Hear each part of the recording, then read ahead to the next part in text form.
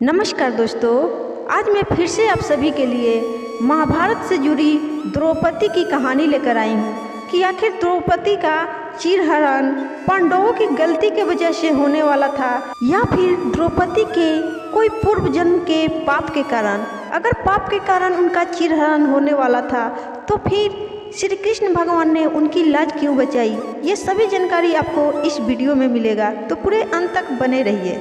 आप सभी तो जानते ही होंगे दोस्तों, जब धर्मराज युधिष्ठिर कौरवों से जुआ में अपना सब कुछ हार गए और द्रौपदी को भी दांव पर लगाकर हार गए, तब दुर्योधन ने अपने भाई दुशासन को द्रौपदी को बीच सभा भवन में लाकर उसके वस्त्र उतारने का आदेश दिया। दुशासन जब पंचाली का साड़ी खींचने लगा तो द्रौपदी ने सभा भवन में उपस्थित सभी लोगों से मदद मांगी, लेकिन किसी भी व्यक्ति ने द्रौपदी की कोई मदद नहीं की। अंत में द्रौपदी ने अपने आप को असहाय जानकर उन्होंने भगवान श्री कृष्ण को याद किया और उनसे अपनी लाज बचाने की प्रार्थना की, और उनकी प्रार्थना भगवान श्री कृष्ण ने सुन भी ली और भरी सभा में उनकी लाज बचाई।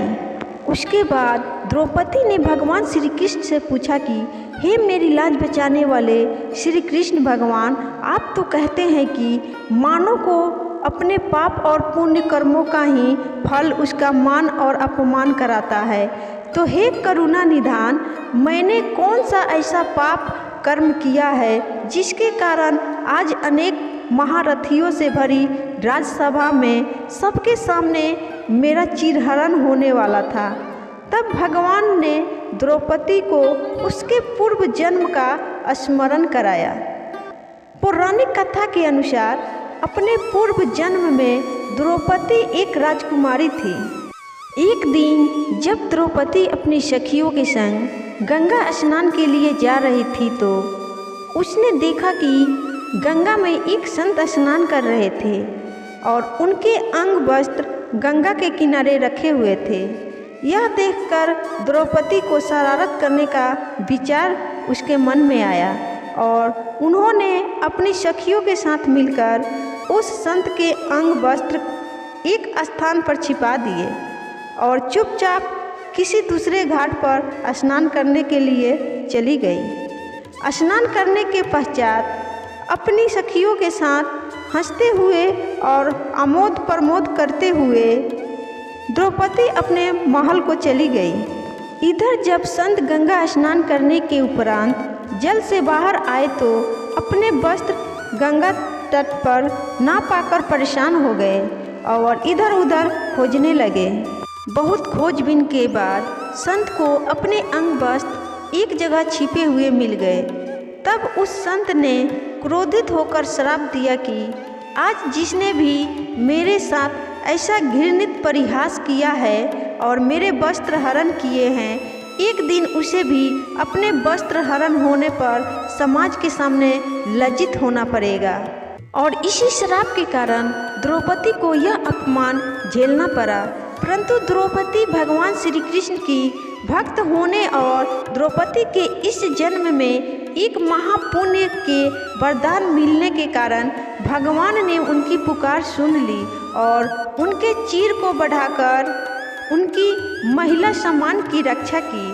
तो आइए दोस्तों, अब जानते हैं वो महापुण्य कौन सा है जिसके फलस्वरूप द्रौपदी का चीर बड़ा होते गया और उनकी लाज बच गई, और ये पुण्य का वरदान द्रौपदी को किसने दिया था, ये सभी जानकारी आपको इस वीडियो में मिलेगी। इसलिए दोस्तों अभी वीडियो के अंत तक बने रहिए, अभी कहानी बाकी है। तो चलिए आगे की कहानी पढ़ते हैं। महाभारत काल के पौराणिक कथाओं के अनुसार दुर्वासा ऋषि के वरदान की वजह से द्रौपदी का चीरहरण होने से बचा था। ऐसी मान्यता है कि एक बार ऋषि दुर्वासा नदी में स्नान कर रहे थे, तभी नदी में आए तेज बहाव और अनियंत्रित लहरों की वजह से दुर्वासा के कपड़े पानी में बह गए कपड़ों के पानी में बह जाने से ऋषि दुर्वासा काफ़ी परेशान और लज्जित महसूस करने लगे कि अब मैं पानी से बाहर कैसे निकलकर लोगों के पास जाऊंगा। उस समय द्रौपदी उसी नदी के तट पर बैठी थी।